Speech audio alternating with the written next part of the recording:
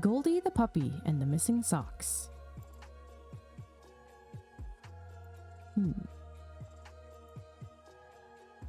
When we fold socks, sometimes there isn't a pair. We don't know where they go. Do they vanish into thin air? When we put them in the hamper, they don't always come back, even though we always fold them into a nice, neat stack. On school days, when we get ready, we wonder where the other sock could be. I really thought I put 2 socks down here next to me. Ooh, sneaky puppy. We wonder where the socks go. Could a sock monster be near? I don't know. Because I really think we've lost about 1 million socks this year. Uh-oh. This happens so often, it can be quite confusing. Where could they be, all these socks we keep losing? And then one day, I saw Goldie, all fluffy and sweet. My cute little puppy, sneaking around my feet. "Oh, Goldie," I called her. She looked back at me. "Do you have any idea where all the socks could be?" As soon as I asked her, she was gone in a flash. She ran to her bed as fast as she could dash. Then imagine my surprise as I peeked under a pile. And there were all the socks. They had been there all the while. I think we need to clean Goldie's bed more often. The end. Okapi loves his zebra pants. Oh, cool. All the proceeds from this book go directly to Okapi conservation.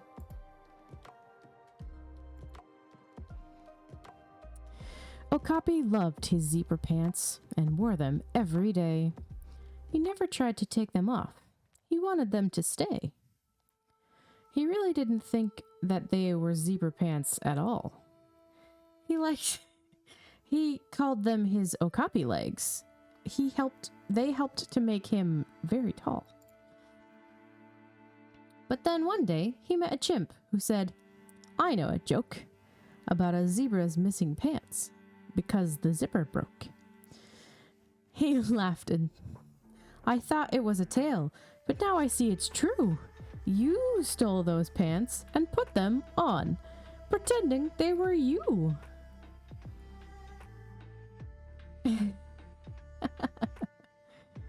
That chimp was lost in laughter while Okapi peered around and tugged and pulled at his striped legs, then made a chuffing sound. I would not take a zebra's pants because he'd be too cold. These are my stripes upon my legs since I was 1 day old. Okapi's friend, a Congo gray, could hear them from her tree. She flew straight down, right at the chimp, and screeched, "Oh wait, I see.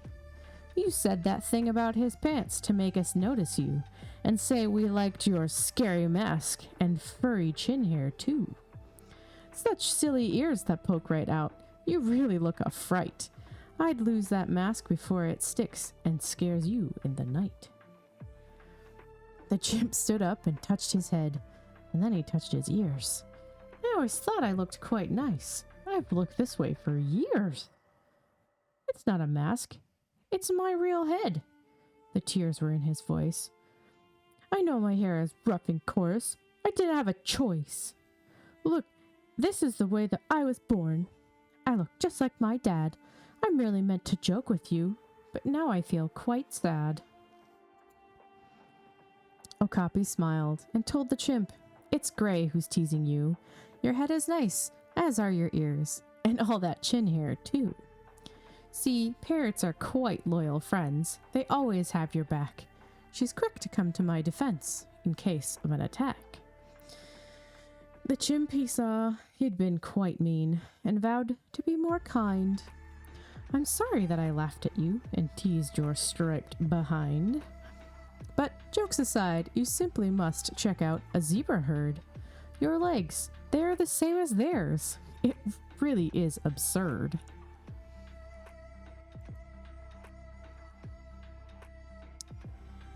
And just like that, the chimp was gone. But what he said was not. Okapi looked back at his legs and thought, well, thanks a lot. There we go. There we go.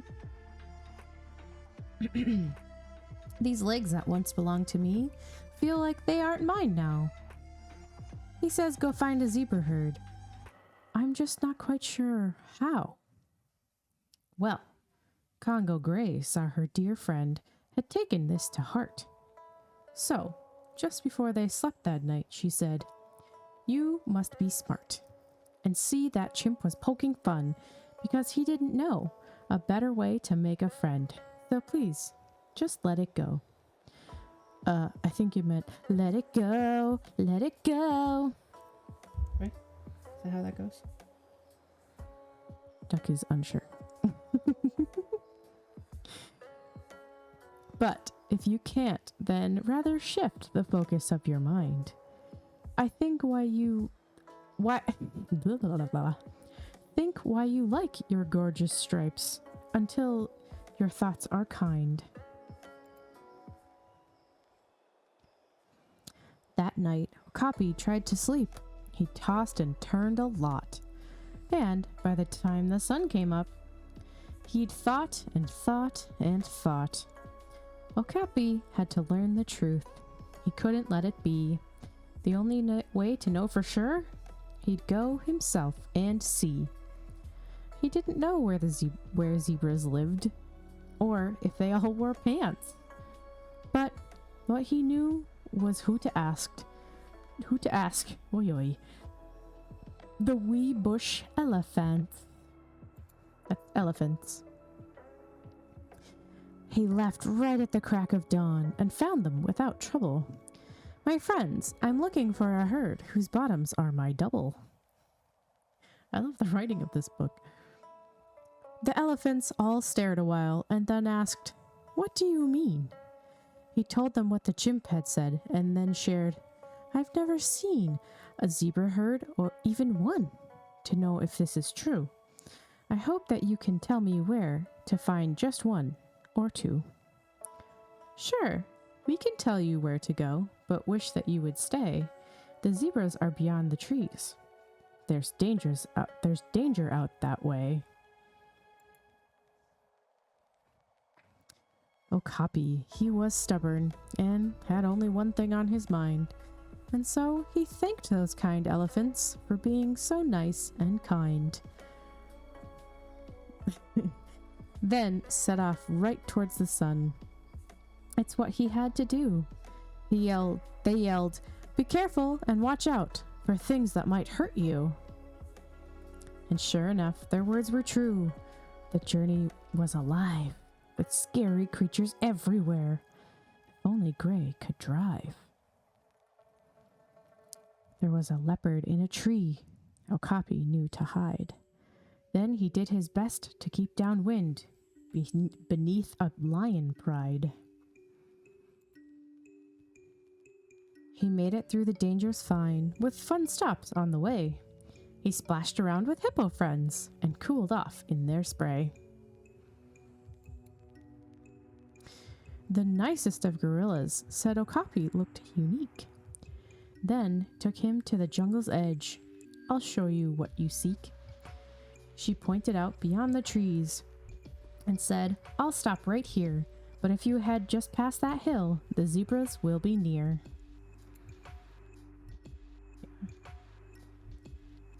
Okapi nearly lost his way, but in the end came right. And when he found that zebra herd, he got a nasty fright.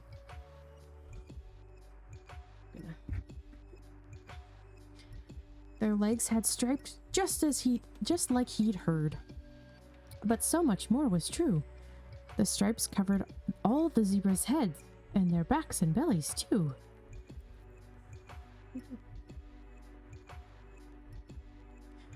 My dear friend Gray, why did we come? I didn't need to know. This is much worse than I'd feared. I think that we should go. But he stayed put and didn't move. He watched that zebra herd, then turned to Gray and shook his head. This really is absurd. I let that chimp get in my head and make things seem so wrong. My stripes are special, as are theirs. It's been true all along. And now at last, I am quite thrilled to see I'm like the others. Those zebras share my special stripes. They're practically my brothers. As Gray reached down to stroke his cheek, she said, "My dear, that's right. And look out way beyond them there. A stork whose beak is bright. That vivid red is just the same as my tail feathers are. A red I thought was only mine. It's good we came this far."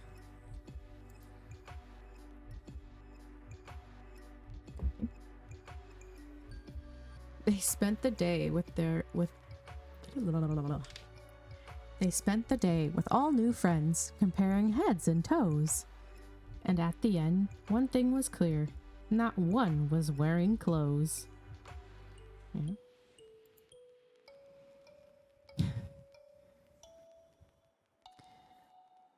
10 Okapi facts. Okapis have oily fur, so water rolls off, keeping them dry. Young okapis have a fringe of hair along their spine that disappears at 1 year of age. Okapi is a ruminant, just like a cow. It swallows and regurgitates its herbivore diet for additional chewing several times. Okapi calves don't defecate until 4 to 8 weeks old. And predators can't track them. That's a long time.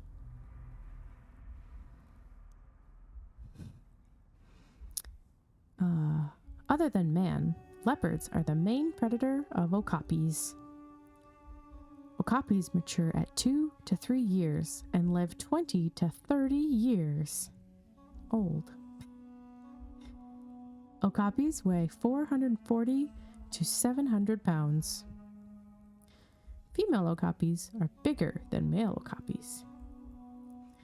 Okapis mark their territory in 3 ways. 1. Spraying urine. 2. Rubbing their necks on trees. And 3. Secreting a black tar-like substance from a scent glands on their feet. Males defend their territory from other males, but let females pass right through.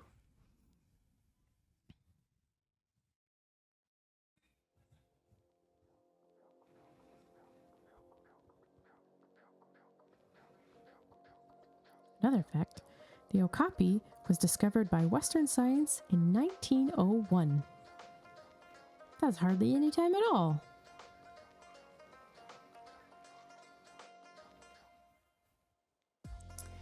Five African gray facts. African gray parrots are endangered due to poaching for the pet trade and destruction of their habitat. African gray parrots have the mental and emotional intelligence of a 5-year-old child. It's like someone else I know. African gray parrots can mimic human speech, identify shapes and colors, learn number sequences, ask unprompted questions, and hold entire conversations.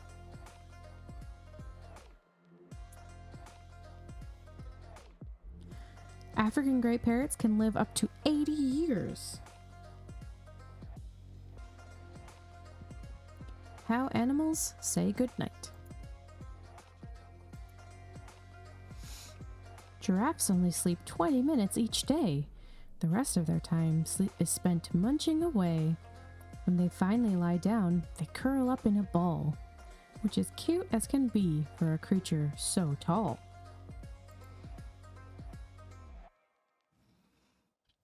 snakes do not blink or close their eyes, but they figured out a way, which is wise. Clear scales cover the eyes of the snake. It's hard to tell if it's asleep or awake. Penguins sleep in cold and windy weather. That is why they prefer to sleep together. It helps them to stay safe and warm, and this is normal penguin form.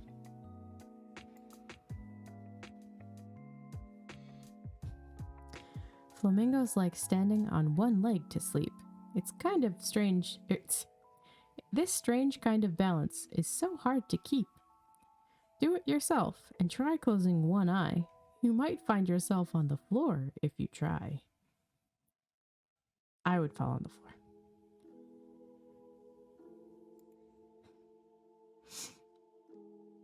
Dolphins love to swim and play until they need to sleep each day. To breathe, they must come up to the top. So they sleep using half their brain and then swap. That's crazy pants. Imagine how efficient humans would be if they did that. Man, that'd be crazy. In beds made from sticks, twigs, and leaves, you will see our cute little friend, the chimpanzee. He sleeps up to 9 hours each day, but he still has lots of time to play.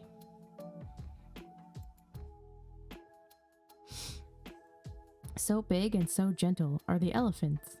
They spend most of their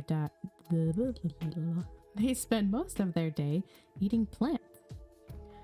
This doesn't leave very much time for sleep, because elephants need more time to eat.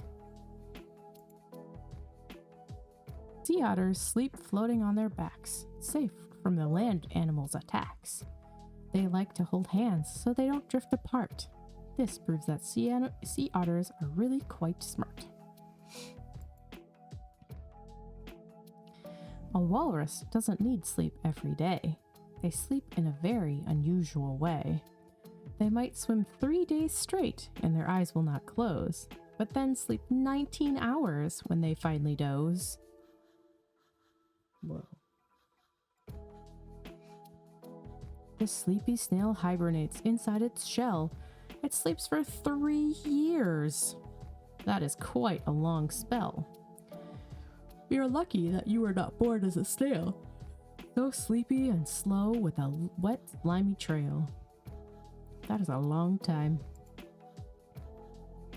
The albatross doesn't get very much rest. So sleeping is sometimes a difficult test. It sleeps while it's flying up high in the air, an impressive trick that is really quite rare. Albatross is the biggest bird currently on the earth. Wingspan wise.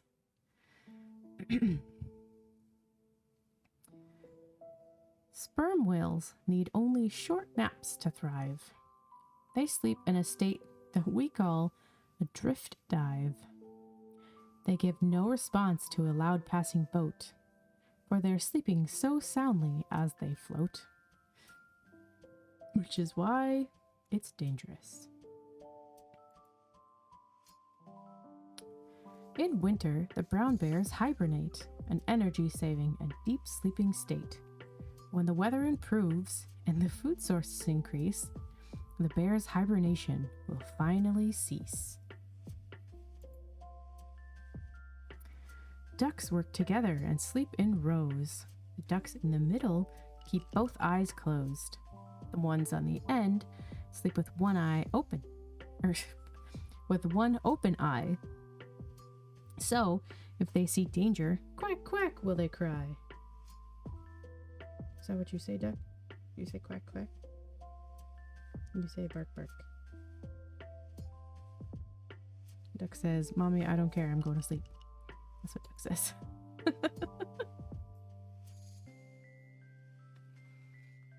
Bats sleep hanging upside down, with their wings all wrapped all around. Yeah. They like to hide out from the sun. This looks like it could be great fun. Snooze. animals say goodnight in their own special way. Just like you at the end of another fun day. Is that what you do? Yeah. So lie down and snuggle up warm in your bed and rest like the animals, my sleepyhead. Your sleepyhead. The end.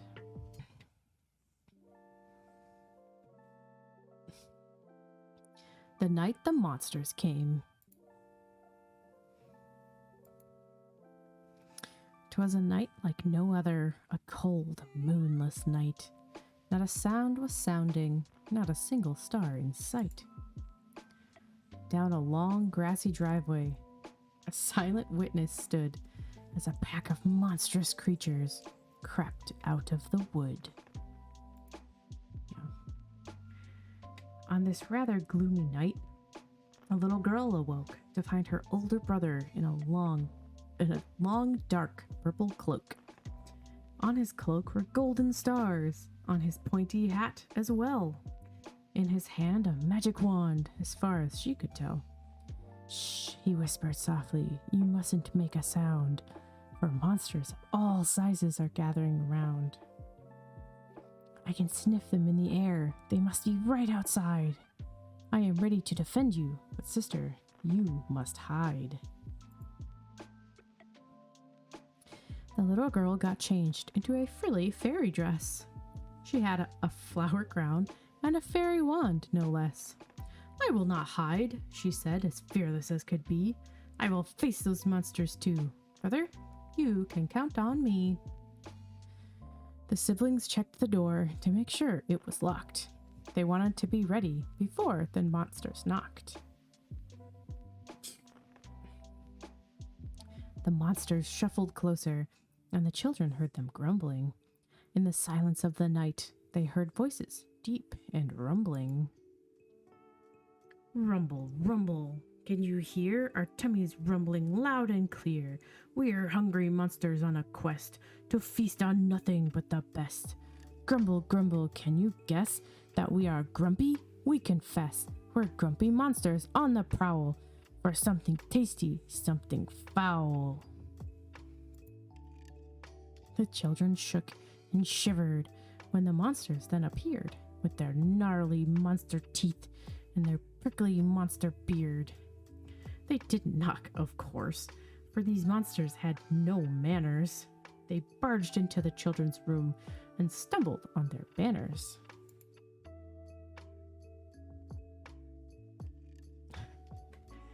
There was a tumbling jumble of monsters on the floor, a tangling heap of monsters they'd never seen before. Oh.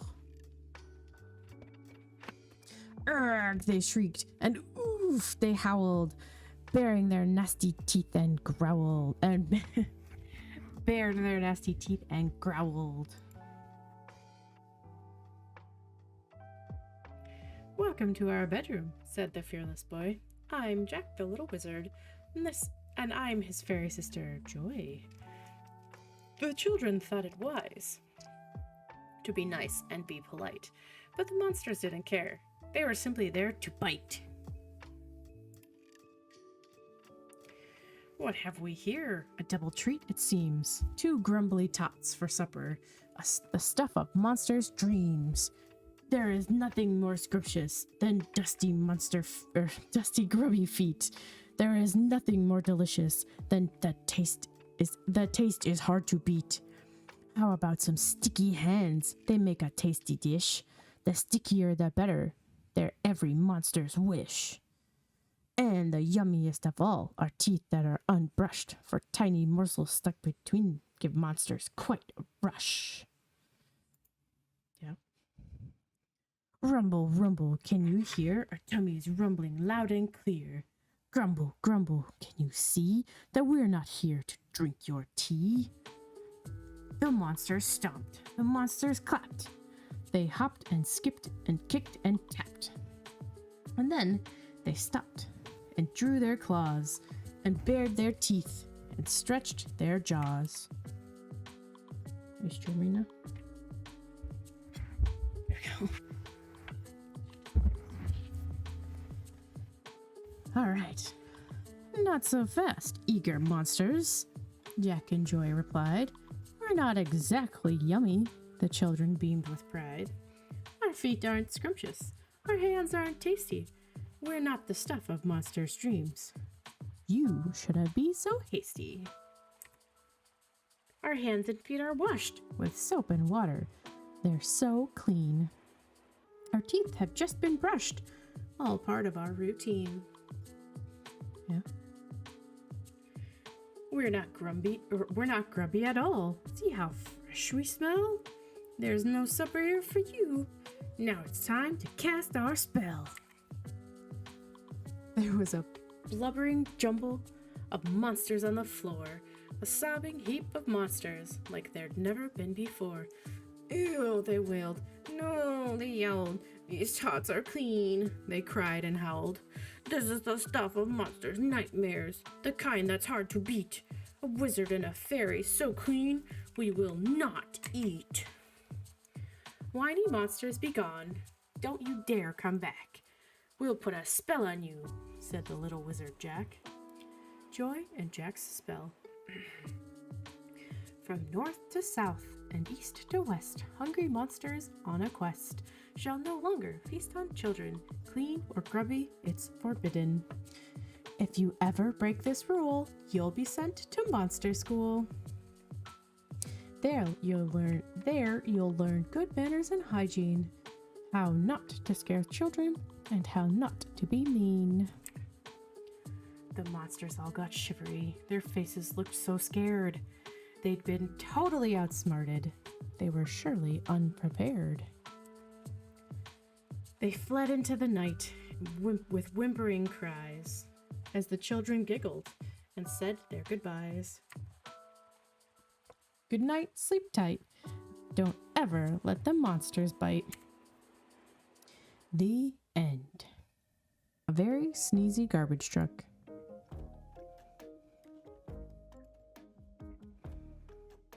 There we go. Bobby the garbage truck was a very happy truck. He had a good job driving around Bigsville, picking up people's trash for them and taking it to the dump. He liked his job, and he was very good at it. He also had two very good friends, Willie the street sweeper and Sam the fire engine. They all lived next to each other on Finkelstein Avenue. One day, Bobby got a new customer. Oh no. A brand new Bigsville pepper factory was opening for business. This is no good. They made the pepper for people's pepper shakers. I am allergic to that pepper. Okay. Yeah, that's a big burp. The new factory had just been built next to the old Bigsville salt factory. They made the salt for people's salt shakers. See? It was down the road from the Bigsville shaker factory. They made the shakers to hold the salt and the pepper. Of course. Bobby had just finished picking up the trash at all three factories, and he was driving to his next customer when, all of a sudden, his nose felt funny. It itched, and it twitched, and then it tickled, and it sniffled. And then, Bobby, achoo, sneezed. Bobby sneezed so hard, his air horn blew. He sneezed so hard, he blew the trash right out of the top of his compactor, right out of the front of his grill. Bleh. He made quite a mess, and he was very surprised. Bobby had never ever sneezed before. My goodness. Okay, there we go.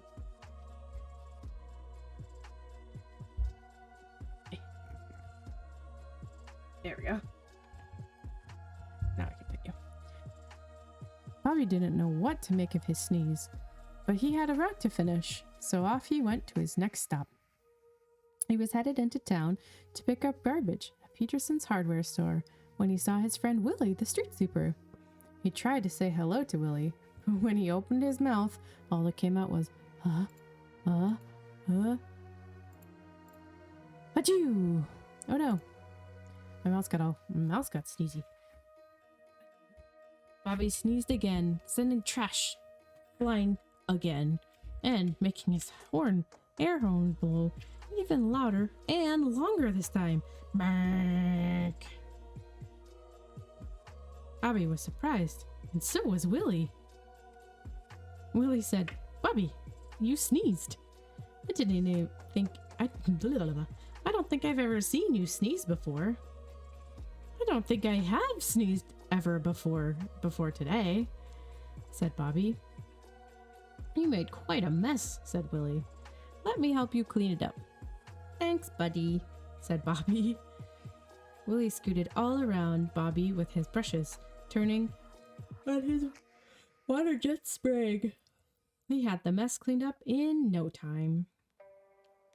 Then Bobby told Willie all about his first sneeze, and they both agreed that Willie should go with Bobby for the rest of his route, just in case he sneezed again. That turned out to be a good idea, because Bobby kept on sneezing the rest of the day. Every time he did, he would send dust and trash flying in every direction. Every time Bobby sneezed, Willie would sweep up the mess. They made a great team. When Bobby was all done with his route, the two friends drove back home to Finkelstein Avenue. Sam the fire engine was there waiting for them. He saw them and laughed out loud. Bobby and Willie were covered in dust from their roofs to their tires, all from Bobby sneezing and all of Willie's sweeping. Sam offered to hose them off with the big fire hose. They both said, "Yes, please." Yes, please. As soon as Sam was done washing all the dust off Bobby, Bobby's nose stopped twitching and itching. It stopped tickling and sniffling. Bobby said, "Sam, I think you cured my sneezing."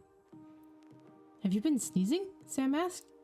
"Yes, all day long," said Bobby. And then he and Willie told Sam all about their day. After they had finished their story, Sam thought for a while and then said, "I think Willie and I should come with you on your route tomorrow." They all agreed that would be a good idea. Then the three friends said goodnight and went to bed. The next morning, the three friends woke up early and got right to work on Bobby's route. They started with the Bigsville Pizza Parlor. Bobby didn't sneeze after picking up their trash. Then they went to Thompson's Auto Parts, and he didn't sneeze there either. He also didn't sneeze after he picked up the trash at the Bigsville Movie Theater, the Bigsville Supermarket, John's Sporting Goods, or Bigsville City Hall. Then the three friends drove out to where the old salt factory and the new pepper factory and the shaker factory were. As soon as Bobby was done picking up the trash at the three factories, his nose began to feel funny again. It itched and it twitched, then it tickled and it sniffled, and then Bobby sneezed. Achoo! Achoo! Monk. Said Sam, thinking to himself. Just like the day before, Willie helped Bobby clean up his mess. When Willie was done sweeping up, they all went off to Peterson's hardware store. Halfway there, Bobby sneezed again. Achoo! Monk. "Bobby, I have an idea," said Sam. "Since you think I cured your sneeze yesterday when I hosed you down, why don't I hose you down again right now?" Bobby and Willie agreed that it sounded like a good idea. So Sam sprayed Bobby with his big fire hose and washed all the dust off of him. As soon as Sam was done, Bobby's nose stopped itching and stopped twitching, and it stopped tickling and sniffling. Bobby said, "Sam, I think you cured my sneezing again." It does look like, yeah, it does look like the fire truck from Cars. Do you think so?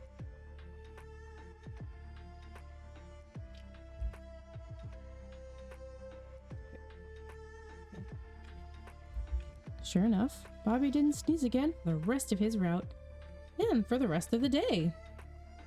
Later that evening, when the three friends were back on Finkelstein Avenue, we talked about what had happened.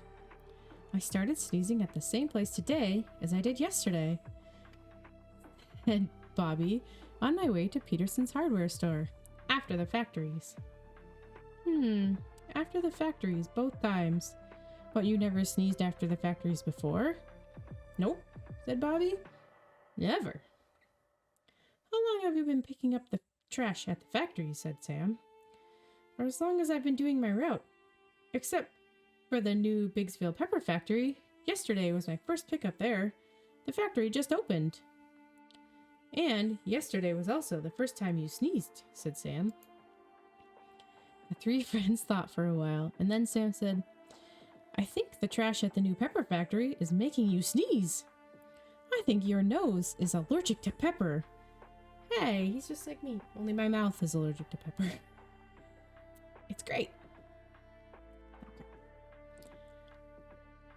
I think you're right, Sam, said Willie, since the first time Bobby sneezed was also the first time he picked up the new pepper factory's trash.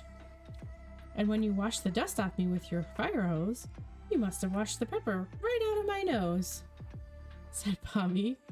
Hooray! Shouted the three friends. We figured it out. So, every day after that, Sam the fire engine would meet Bobby at the new Bigsville Pepper Factory during Bobby's route. And every day, right after Bobby picked up the factory's trash, Sam would wash him right down with the big fire hose, wash all the pepper right out of his nose, so that Bobby never sneezed. Achoo! Monk. Well, not as much anyway. The end. The Gritty Little Lamb.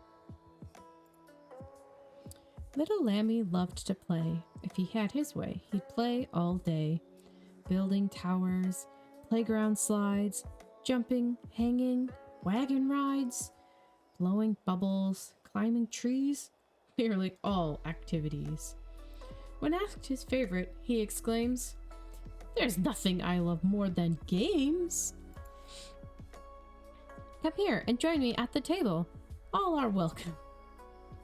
Tell the stable. I've got plenty of room to spare. Don't just stand there and stare. Pull up a chair. From the start, the very beginning, his heart was filled with the joy of winning. But there's not an animal he couldn't beat. But he loved to win, so they let him cheat. Well, one day, he played with Dad, who played it straight, which made Lamb mad.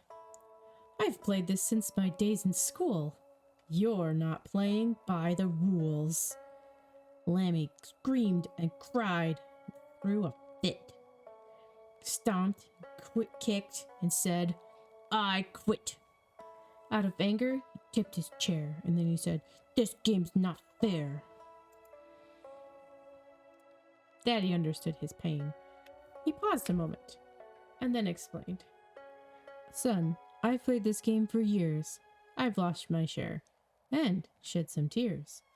There's a lesson in the losing. Your response is your own choosing. It's true in games, and true in life. You'll have tough breaks, bad luck, and strife. But your reaction matters more than the scoreboard's final score. Lammy knew that dads were shrewd, Lammy knew that dads are shrewd, so rearranged his attitude. Now, little Lamb was filled with drive, confident that he could thrive. I've studied hard and learned the rules. I'll excel, I have the tools. Next time we play, I'll go farther. I'll beat you, I'll work harder. Very quickly, he improved. Mommy helped to show him moves. Stick with it, she told Lemmy. Practice, practice, that's the key. But all the hours started mounting. Way too many. And sheep loved counting. Ugh, it's such hard work, Lammy said. I can't do it. Then hung his head. Mommy's next words kept him going, helped him see that he was growing. Remember, kid, you weren't born talking. At 12 months, you started walking. First you fell, you weren't done. First you crawl, then you walk, then you run. It all happens bit by bit. But you never get there if you quit. So when you say I can't do it, don't forget to add a yet. Wish I knew what game they were playing.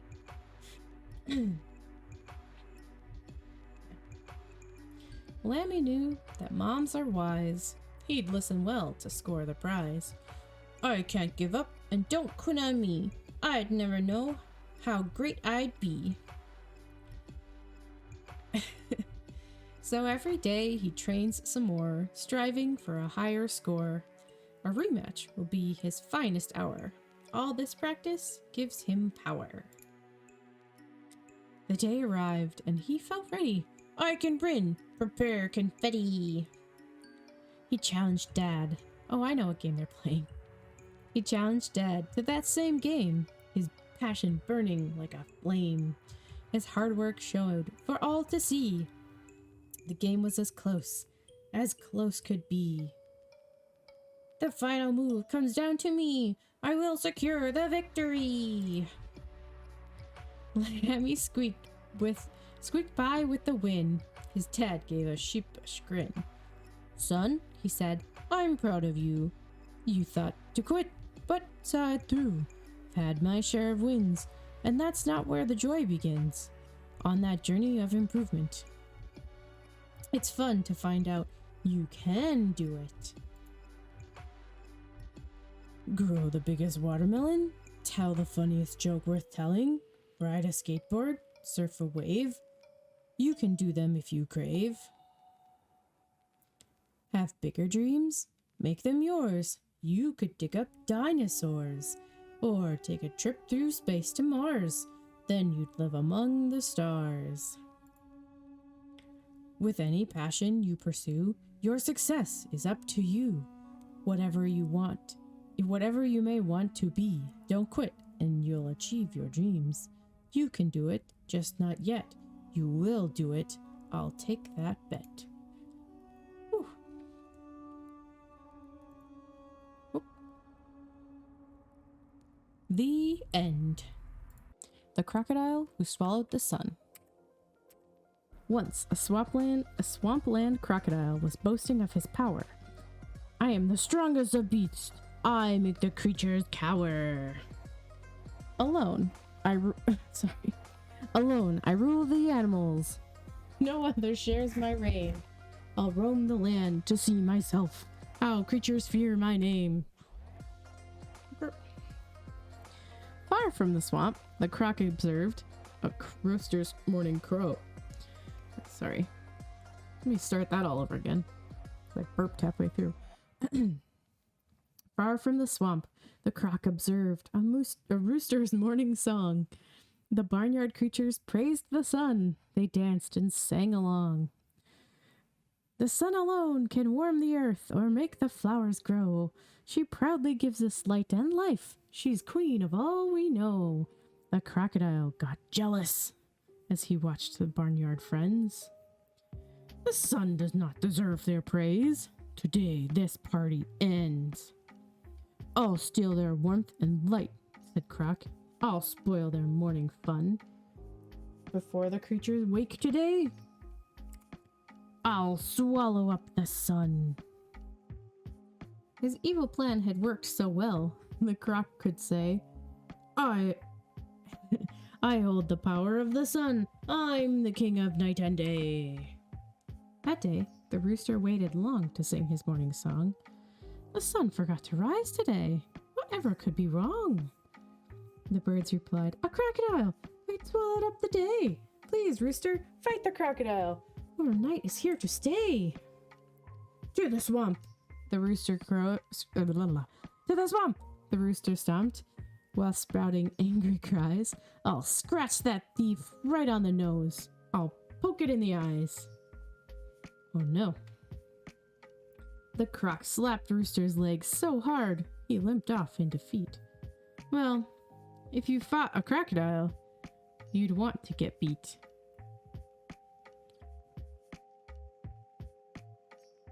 Okay. The rabbit cried, "It's much too dark. It's hard to find my food. Without my carrot snack today, I'll have a nasty mood." When the rabbit tried to open up the giant's toothy jaw, the crocodile just swung his head and knocked back Rabbit's paw. As the rabbit hobbled off, she said, "I'll get us back our son." With an angry growl, the croc replied, "Just save yourself and run."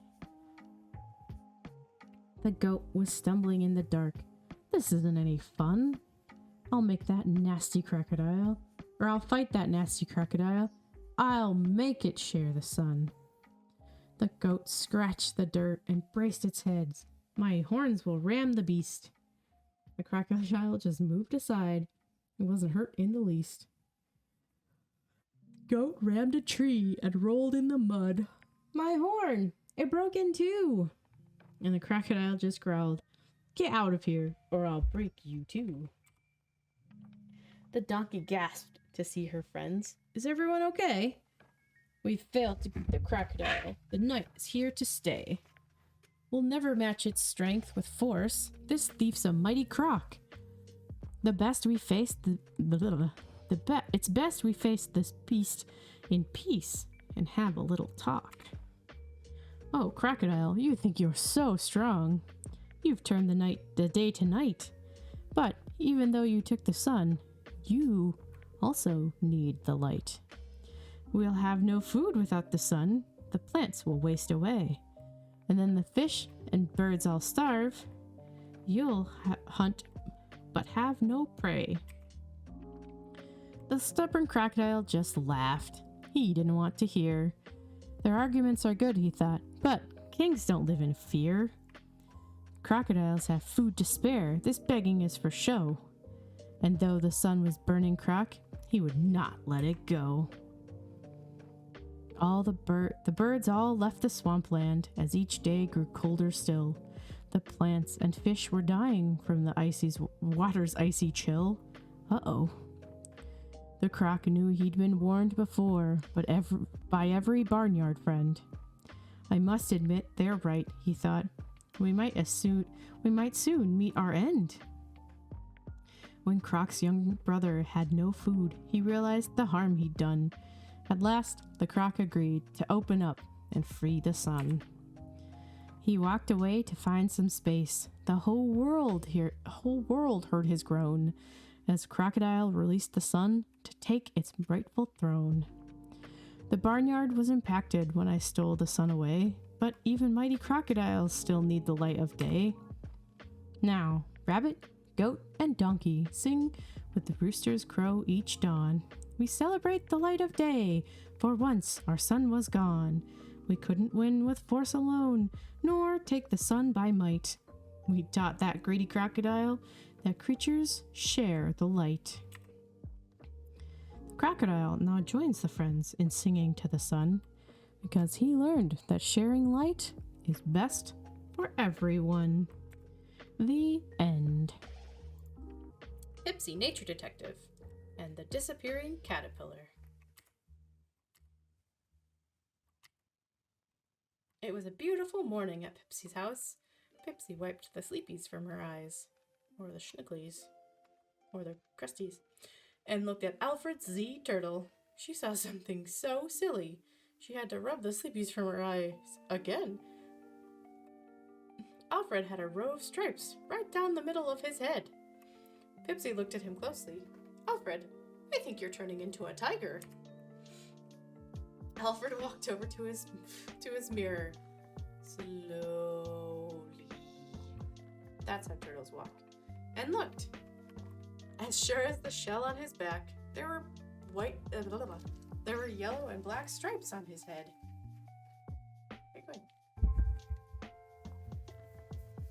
Pipsy took out her magnifying glass. After all, She was a nature detective. It's a baby caterpillar, she said. She's smiling at me. She has big blue eyes and the cutest dimples.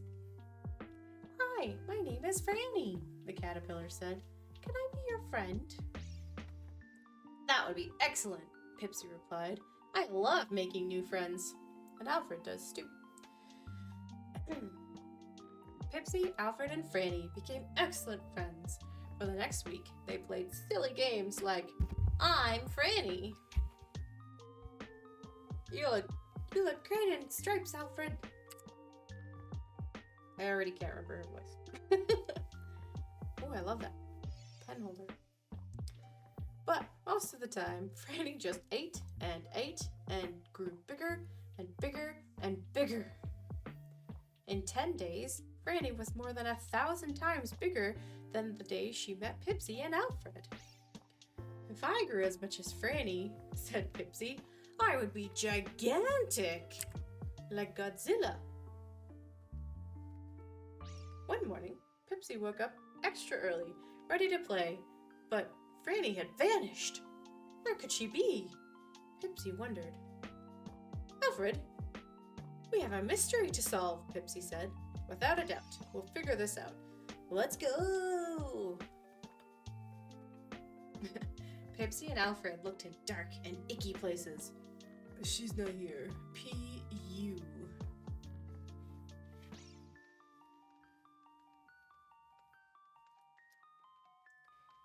And sweet and sticky places.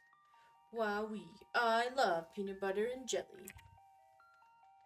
Alfred looked inside Pipsy's hat. Pipsy looked inside Alfred's shell. No Franny anywhere. Pipsy, but no Franny. Pipsy climbed up to her detective treehouse to get her nature detective tools. Put on your detective cap, Alfred. It's time to hunt for clues. Franny liked the garden. Let's start there. Can we start with lunch instead?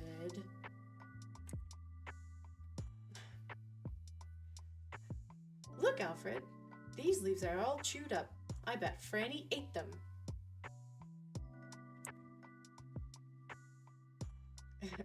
I have a nose for clues. This smells like a clue. We need to find out more about these leaves. Follow me.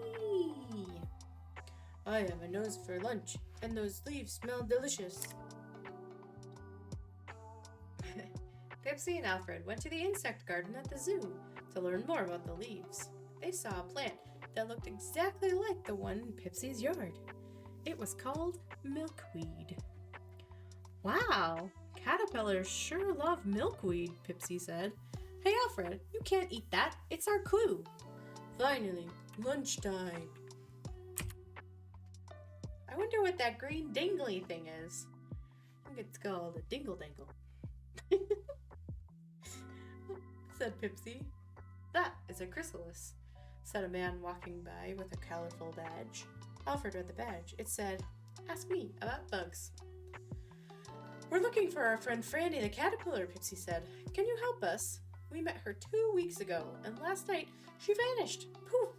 Gone!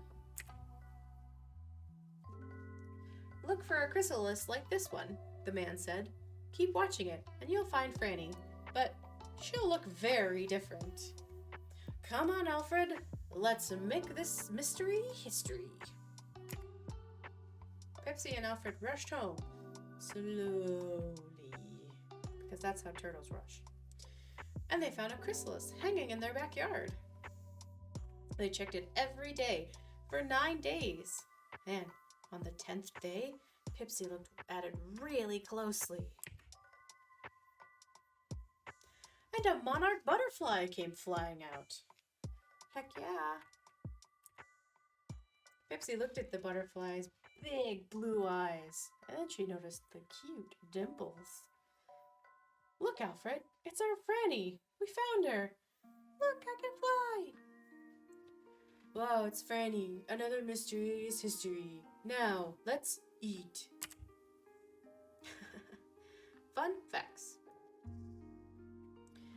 In only 2 weeks, a baby monarch caterpillar grows several thousand times its size. Then it goes into a chrysalis and becomes a butterfly. The female butterfly is larger than the male butterfly. Most caterpillars eat a variety of plant leaves.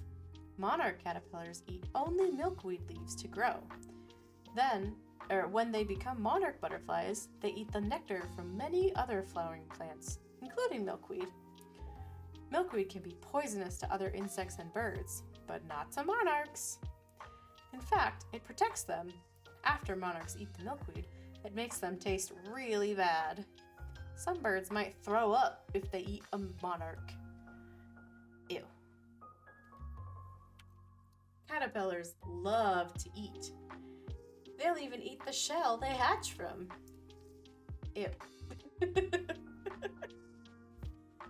Caterpillars eat so much and grow so fast that their skin gets too tight. They shed their skin 5 times so they can keep growing. Did you know that butterflies taste with their feet? When they land on a flower, they can tell if it will be good for them to eat.